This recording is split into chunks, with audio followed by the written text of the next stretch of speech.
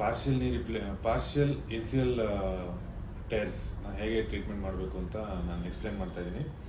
Partial ACL tyre ಅಂದರೆ ಇದು ನಿಮ್ಗೆ ಗೊತ್ತಿರೋ ಹಾಗೆ ಇದು ಆಂಟೀರಿಯರ್ ಕ್ರೂಷಿಯೇಟ್ ಲಿಗಮೆಂಟ್ ಅಥವಾ ACL. ನಾನು ACL ಬಗ್ಗೆ ತುಂಬ ವಿಡಿಯೋಸ್ ಮಾಡಿದ್ದೀನಿ ಆಲ್ರೆಡಿ. ಈಗ ಈ ವಿಡಿಯೋದಲ್ಲಿ ಪಾರ್ಷಿಯಲ್ ಟೈರ್ ಅಂತಂದರೆ ಆ ಲಿಗಮೆಂಟು ಕಂಪ್ಲೀಟ್ ಹರಿದಿಲ್ಲದೆ ಇರುವಾಗ ಅರ್ಧ ಅಥವಾ ಅರ್ಧಕ್ಕಿಂತ ಕಡಿಮೆ ಹರಿದಿರುವಂಥ ಸಂದರ್ಭದಲ್ಲಿ ನಾವು ಯಾವ ರೀತಿ ಅದನ್ನ ಟ್ರೀಟ್ಮೆಂಟ್ ಮಾಡ್ತೀವಿ. ಯಾಕಂದರೆ ತುಂಬ ಜನ ಪೇಷಂಟ್ಸ್ ಆಗಿರ್ಬೋದು, ತುಂಬ ಕಾಮನ್ ಪಬ್ಲಿಕ್ ಆಗಿರ್ಬೋದು ನನ್ನ ಹತ್ರ ಈ ಒಂದು ಕ್ವಶನ್ ಕೇಳ್ತಾ ಇದ್ದಾರೆ, ಪಾರ್ಷಿಯಲ್ ಟೇರ್ ಆಗಿದೆ ನಂದು, ಆಪ್ರೇಷನ್ ಮಾಡಬೇಕಾ ಅಥವಾ ಬೇಡವಾ, ಅಥವಾ ನಾನು ಸ್ಪೋರ್ಟ್ಸ್ಗೆ ಹೋಗ್ಬೋದಾ, ಯಾವಾಗ ಹೋಗ್ಬೋದು ಅನ್ನೋ ಒಂದು ಕ್ವಶನ್ಸು ತುಂಬ ಜನ ಕೇಳ್ತಾ ಇದ್ದಾರೆ. 100ರಲ್ಲಿ 20ರಿಂದ 30 ಜನಕ್ಕೆ ಪಾರ್ಷಿಯಲ್ ಟೇರ್ ಆಗುತ್ತೆ. ಪಾರ್ಷಿಯಲ್ ಟೇರ್ ಆದಾಗ ನಾವು ಏನು ಟೆಸ್ಟ್ ಮಾಡ್ತೀವಿ ಅಂದರೆ ಲ್ಯಾಕ್ಮನ್ ಟೆಸ್ಟ್ ಅಂತ ನಾವು ಕ್ಲಿನಿಕಲ್ ಟೆಸ್ಟ್ ಮಾಡ್ತೀವಿ. ಲ್ಯಾಕ್ಮನ್ ಟೆಸ್ಟ್ ಅಂದರೆ ಈ ಒಂದು ನೀನ ಕಾಲು ಹಿಂಗೆ ಮಡಿಸಿ, ಅಂದರೆ ಕಾಲು ಹಿಂಗೆ ಸ್ಟ್ರೈಟ್ ಆಗಿಟ್ಟು ಈ ಥರ ಮಲಗಿರುವಂಥ ಸಂದರ್ಭದಲ್ಲಿ ನಾವು ಈ ಒಂದು ಕೆಳಗಡೆ ಇರೋ ಲೆಗ್ ಪಾರ್ಟ್ನ ಮೇಲೆ ಎಳಿತೀವಿ, ಹಿಂಗೆ ಎಳಿತೀವಿ. ನೀವು ನೋಡ್ತಿರ್ಬೋದು ನೋಡಿ, ಈ ರೀತಿ ಎಳಿತೀವಿ. ಹಿಂಗೆ ಮಲಗಿಸಿರ್ತಾರೆ ಪೇಷಂಟು, ನಾವು ಈ ಥರ ಎಳೆದು ನೋಡ್ತೀವಿ. ಎಳೆದು ನೋಡಿದಾಗ ಈ ರೀತಿ ಮೇಲಕ್ಕೆ ಎಷ್ಟು ಮೇಲ್ ಬರ್ತಾ ಇದೆ ಅಂತ ಅದನ್ನು ನಾವು ಲ್ಯಾಕ್ಮನ್ ಟೆಸ್ಟ್ ಅಂತ ಹೇಳ್ತೀವಿ.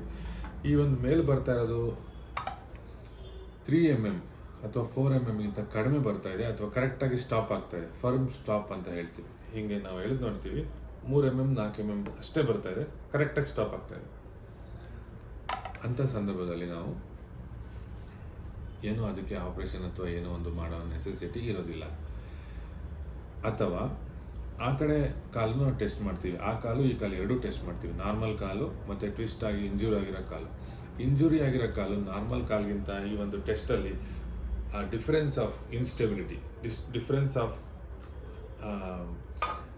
ಲ್ಯಾಕ್ಮನ್ ಪಾಸಿಟಿವಿಟಿ ಲೆಸ್ ದೆನ್ 5 mm ಅಥವಾ ಹಿಂಗೆ ಹೇಳಿದಾಗ ಇದು 5 mm ಮೇಲಕ್ಕೆ ಬರ್ತಾ ಇದೆ, 5 mm ಗಿಂತ ಕಡಿಮೆ ಬರ್ತಾ ಇದೆ ಅಂತಂದರೆ ಅದಕ್ಕೆ ನಾವು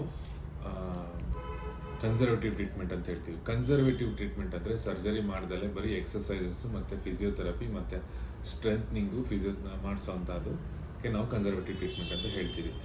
ಸೊ ಈ ಪಾರ್ಷಿಯಲ್ ಟೇರ್ಸಲ್ಲಿ ನಾವು ಯಾವಾಗ ಸರ್ಜರಿ ಮಾಡ್ತೀವಿ ಅಂದರೆ ಈ ಒಂದು ಡಿಫ್ರೆನ್ಸ್ ಆಫ್ ಈ ಟೆಸ್ಟ್, ಲ್ಯಾಕ್ಮನ್ ಟೆಸ್ಟ್ ಅನ್ನೋದು, ಈ ಲ್ಯಾಕ್ಮನ್ ಟೆಸ್ಟ್ದು ಡಿಫ್ರೆನ್ಸ್ ಏನಾದರೂ ಮೋರ್ ದೆನ್ 5 mm ಅಂತಂದರೆ ಆ ಕಡೆ ಕಾಲು ಈ ಕಡೆ ಕಾಲು ಟೆಸ್ಟ್ ಮಾಡಿದಾಗ ಕೆಲವರಿಗೆ ನಾರ್ಮಲಿ ಅವ್ರ ಕಾಲು ಹಿಂಗೆ ಮೇಲೆ ಕೆಳಗೆ ಲ್ಯಾಕ್ಸಿಟಿ ಇರುತ್ತೆ ಸ್ವಲ್ಪ,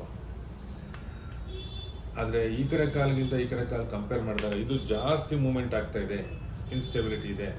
ಯಾಕಂತಂದರೆ ACL ನಾನು ಹೇಳಿದಾಗ ನಿಮಗೆ ಈ ಒಂದು ಲಿಗಮೆಂಟು ಈ ಕಾಲನ್ನ ಹಿಂಗೆ ಮೇಲಕ್ಕೆ ಬರೋದನ್ನು ತಡೆಯುತ್ತೆ, ಅಂದರೆ ಇನ್ಸ್ಟೆಬಿಲಿಟಿ ತಡೆಯುತ್ತೆ. ಅದೇ ರೀತಿ ನಾವು ಪೈವೋಟ್ ಶಿಫ್ಟ್ ಅಂತ ಇನ್ನೊಂದು ಟೆಸ್ಟ್ ಮಾಡ್ತೀವಿ. ಆ ಪೈವೋಟ್ ಶಿಫ್ಟ್ ಟೆಸ್ಟು ನೆಗೆಟಿವ್ ಬಂದಿದೆ ಮತ್ತು ಈ ಲ್ಯಾಕ್ಮನ್ test less than 4 mm 3 to 4 mm ಅಷ್ಟೇ ಇದೆ, ಫರ್ಮ್ ಆಗಿ ಸ್ಟಾಪ್ ಆಗ್ತಾ ಇದೆ ಕಾಲು, ಹಿಂಗೆ ಇನ್ಸ್ಟೆಬಿಲಿಟಿ ಇಲ್ಲ ಅಂತಂದರೆ ಸರ್ಜರಿ ಮಾಡೋ ನೆಸೆಸಿಟಿ ಇಲ್ಲ. ಅದೇ ಪೈವೋಟ್ ಶಿಫ್ಟ್ ಅನ್ನೋದು ಪಾಸಿಟಿವ್ ಬಂತಂದರೆ, ಪೈವೋಟ್ ಶಿಫ್ಟ್ ಟೆಸ್ಟ್ ಅನ್ನೋದು ಪಾಸಿಟಿವ್ ಬಂತಂದರೆ ಮತ್ತು ಡಿಫ್ರೆನ್ಸು ಮೋರ್ ದೆನ್ 5 mm ಇದೆ ಅಂತಂದರೆ ಆಪ್ರೇಷನ್ನು ಮಾಡಬೇಕಾಗುತ್ತೆ. ಆದರೆ MRI ಪ್ರಕಾರ ಪಾರ್ಷಿಯಲ್ ಟೇರ್ ಅಂತ ಕೊಟ್ಟಿರುತ್ತೆ.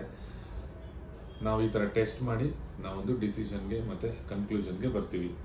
ಸೊ ನಾನು ಇನ್ನೊಂದು ಇದರಲ್ಲಿ ಏನು ಹೇಳ್ತೀನಿ ಅಂದರೆ, ಈ ಥರ MRIನ ನಮಗೆ ವಾಟ್ಸಪ್ ಮುಖಾಂತರ ಅಥವಾ ಇವರು ಫ್ರೆಂಡ್ಸ್ ಥ್ರೂ ಕಳಿಸಿ ಪಾರ್ಷಿಯಲ್ ಟೇರ್ ಇದೆ ಏನು ಮಾಡಬೇಕು ಅಂತ ಕೇಳಿದಾಗ ನಾವು ಡಿಸಿಷನ್ ಮಾಡೋಕ್ಕೆ ಆಗೋದಿಲ್ಲ. ಯಾಕಂತಂದರೆ ನಾವು ಪೇಷಂಟ್ನ ನಾವು ನೋಡಬೇಕು ಅಥವಾ ಅವ್ರಿಗೆ ಏನು ಇನ್ಸ್ಟೆಬಿಲಿಟಿ, ಅವ್ರು ಏನು ಬ್ಯಾಕ್ಗ್ರೌಂಡನ್ನು ನೋಡಿ ನಾವು ಡಿಸಿಷನ್ ಮಾಡ್ತೀವಿ. ಇದ್ರ ಜೊತೆಗೆ ಇನ್ನೊಂದು ಏನಂತಂದರೆ ನಾವು ಪಾರ್ಷಿಯಲ್ ಟೇರ್ ಅಂತ ಬರುತ್ತೆ, ಈಗ ಲೆಸ್ ದೆನ್ 4 mm 5 mm ಅಂತಿದೆ, ಲ್ಯಾಕ್ಮನ್ ಟೆಸ್ಟು ಫರ್ಮ್ ಸ್ಟಾಪ್ ಅಂತ ಇದೆ. ಆದರೂ ನಾವು ಸರ್ಜರಿ ಯಾವಾಗ ಮಾಡ್ತೀವಿ ಅಂದರೆ ಫ್ರ್ಯಾಕ್ಚರ್ ಇದ್ದಾಗ ಆಪ್ರೇಟ್ ಮಾಡಲೇಬೇಕು. ಅಥವಾ ಮೆನಿಸ್ಕಸ್ ಟೇರ್, ರಿಪೇರಬಲ್ ಮೆನಿಸ್ಕಸ್ ಟೇರ್ ಅಂದರೆ ಈ ನಾವು ಮೆನಿಸ್ಕಸ್ ಏನು ಹರಿದಿದೆ ಅದನ್ನು ಕ್ಲೀನಾಗಿ ಸ್ಟಿಚ್ ಮಾಡಿ ಅದನ್ನು ನಾವು ಮುಂಚೆ ಹೇಗಿತ್ತು ಆ ರೀತಿ ತರುವಂಥ ಒಂದು ಅಪಾರ್ಚುನಿಟಿ ಇತ್ತಂದರೆ ನಾವು ಅದನ್ನು ಆಪ್ರೇಟ್ ಮಾಡೋಕ್ಕೆ ನೋಡುವಾಗ ನಾವು ಆರ್ಥ್ರೋಸ್ಕೋಪಲ್ಲಿ ಲಿಗಮೆಂಟ್ನ ನಾವು ನೋಡ್ಬೋದು.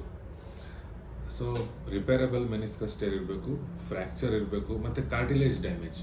ಈ ಕಾರ್ಟಿಲೇಜ್ ಅನ್ನೋದು ಈ ನೀ ಮೇಲಿರೋಂಥ ಕಾರ್ಟಿಲೇಜ್ ಏನಾದರೂ ಜಾಸ್ತಿ ಡ್ಯಾಮೇಜ್ ಆಗಿದೆ, ಅದಕ್ಕೋಸ್ಕರ ನಾವು ಯಾವ್ದಾದ್ರು ಪ್ರೊಸೀಜರ್ ಮಾಡ್ತಾಯಿದ್ದೀವಿ ಅಂತ ಅಂದರೆ ನಾವು ಆವಾಗ ಪಾರ್ಷಿಯಲ್ ACL ಟೇರ್ ಇದ್ರೂ ಆಪ್ರೇಟ್ ಮಾಡಬೇಕಾಗುತ್ತೆ. ಮತ್ತು ಮಲ್ಟಿ ಲಿಗಮೆಂಟ್ ಇಂಜುರಿ, ಈ ACL ಇಂಜುರಿ ಜೊತೆಗೆ ಲೆಟ್ಸೆ ಅಂದರೆ MCL ಇಂಜುರಿನೋ ಅಥವಾ LCL ಇಂಜುರಿನೋ ಅಥವಾ ಬೇರೆ ಯಾವ್ದಾದ್ರು ಲಿಗಮೆಂಟ್ ಇಂಜುರಿ ಇತ್ತಂದರೆ ಅದಕ್ಕೆ ನಾವು ಸರ್ಜರಿ ಮಾಡಬೇಕಾದ್ರೆ ಸರ್ಜರಿ ಮಾಡೋವಂಥ ಒಂದು ಇಂಡಿಕೇಶನ್ ಅಂತಂದರೆ ಆ ಸರ್ಜರಿ ಮಾಡಬೇಕು ಅನ್ನೋ ಒಂದು ಕಂಡೀಷನ್ ಇತ್ತಂದರೆ ಆವಾಗ ನಾವು ಈ ACLನೂ ಆಪ್ರೇಟ್ ಮಾಡಬೇಕಾಗುತ್ತೆ. ಅಥವಾ ಪಾರ್ಷಿಯಲ್ ಟೇರ್ಸ್ಗೆ ನಾವು ಯಾವ್ಯಾವ ರೀತಿ ಸರ್ಜರಿ ಮಾಡ್ತೀವಿ ಅನ್ನೋದು ಅದು ಬೇರೆ ಡಿಸ್ಕಷನ್, ಅದಕ್ಕೆ ಬೇರೆ ಬೇರೆ ಟೆಕ್ನಿಕಲಿ ಬೇರೆ ಥರ ಇರುತ್ತೆ. ಆದರೆ ಪಾರ್ಷಿಯಲ್ ಟೇರ್ ACL ಇದೆ, ಅದಕ್ಕೆ ಸರ್ಜರಿ ಮಾಡಬೇಕಾ ಅಥವಾ ಬೇಡವಾ ಆ ಒಂದು ಕ್ವೆಶನ್ಗೆ ಇದು ಆನ್ಸರ್. ಈ ಒಂದು ಇನ್ಫಾರ್ಮೇಷನ್ ಮಾಹಿತಿಯಿಂದ ನಿಮಗೆ ಪ್ರಯೋಜನ ಆಗಿದೆ ಅಂದರೆ ಅಥವಾ ನಿಮ್ಮ ಒಂದು ಇರೋವಂಥ ಸ್ಪೋರ್ಟ್ಸ್ ಇಂಜುರಿನ ಅಥವಾ ಕಾಲಿನ ನೀ ಜಾಯಿಂಟ್ ಪ್ರಾಬ್ಲಮ್ಗೆ ಇದನ್ನು ನೀವು ಕೋರಿಲೇಟ್ ಮಾಡ್ತೀರಾ ಅನ್ನೋದ್ರೆ ನನ್ನ ಒಂದು ವಿಡಿಯೋನ ಲೈಕ್ ಮಾಡಿ ಮತ್ತು ನನ್ನ ಚಾನಲ್ನ ಸಬ್ಸ್ಕ್ರೈಬ್ ಮಾಡಿ, ನಿಮ್ಮ ಫ್ರೆಂಡ್ಸಿಗೆ ಶೇರ್ ಮಾಡಿ. ಧನ್ಯವಾದಗಳು.